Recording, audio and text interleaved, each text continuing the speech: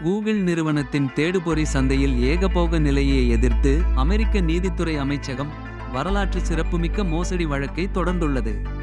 Apple மற்றும் பிற நிறுவனங்களுடனான பிரத்யேக ஒப்பந்தங்கள் மூலம் கூகிள் தனது ஆதிக்கத்தை நிலைநாட்டி போட்டியையும் புதுமையையும் தடுப்பதாக நீதித்துறை அமைச்சகம் வாதிடுகிறது.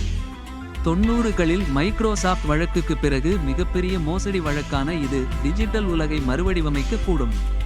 நுகர்வோரின் தேர்வை மட்டுப்படுத்தி சந்தை பங்கை நியாயமற்ற முறையில் தக்கவைத்துக் கொள்ள கூகிள் தனது வளங்களை பயன்படுத்துவதாக அரசு நிரூபிக்க முயல்கிறது. முக்கிய சாட்சிகளாக வல்லுநர்களும் கூகிள் மற்றும் போட்டியாளர்களின் நிர்வாகிகளும் அடங்குவர். பெரிய தொழில்நுட்ப நிறுவனங்களின் அதிகாரத்தை கட்டுப்படுத்த அரசு மேற்கொள்ளும் மிக முக்கியமான முயற்சி இதுவாகும்.